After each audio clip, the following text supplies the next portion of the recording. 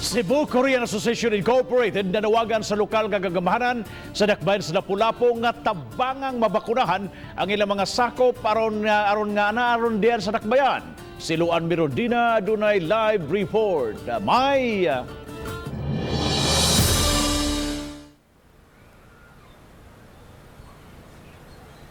Babding padayon karong pagpamakuna bato COVID-19, lakip sa buot magpabakuna ang mga langyaw nga anaa karon sa Sugbo sama sa mga Korean nationals. Lakip sa mga nag-walk-in atol sa Pfizer vaccination sa Hoops Dome niadtong Biyernes ang mga Korean nationals.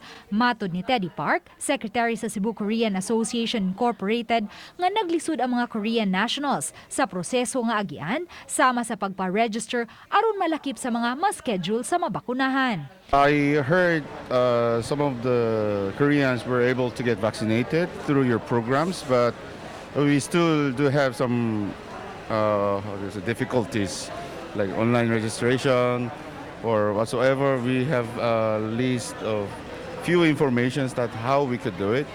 So actually they're going individually to approach the vaccine center. Tungod sa pandemya, 90% sa mga Korean nationals sa Sugbo namalik na sa Korea. Apan aduna pay 3,000 ka mga Korean nationals nga nagpabilin karon sa Sugbo o gusto usab nga babakunahan.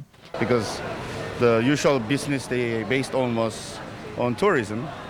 So since there's no tourists coming in, so mostly they left to Korea to see the situation first, how the pandemic will go. Misaad hinuon ang mayor nga tabangan ang Korean Association Incorporated sa hangyo niini. Pwede silang magparehistro, no? Either online or they can do it manually na atong i-distribute ang forms ngadto sa ilang hotel. Actually, the Tourism Commission was also doing that para sa ato ang mga frontliners. Probably naman tayo balik buhay, we will help them to be vaccinated.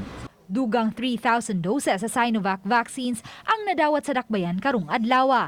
Kagahapon lang nahurot ang 4,000 doses sa Sinovac nga gihatag sa DOH-7 niadtong milabayng Biyernes. Moabot na sa 32,329 sa mga mulupyo ang nabakunahan sa first dose, samtang 5,246 kanila ang nahatagan na sa second dose.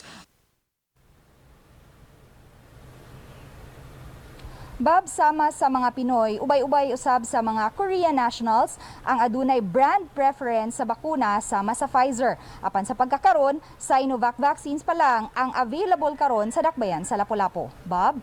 daghang salamat Luan Mirondina sa imong live report.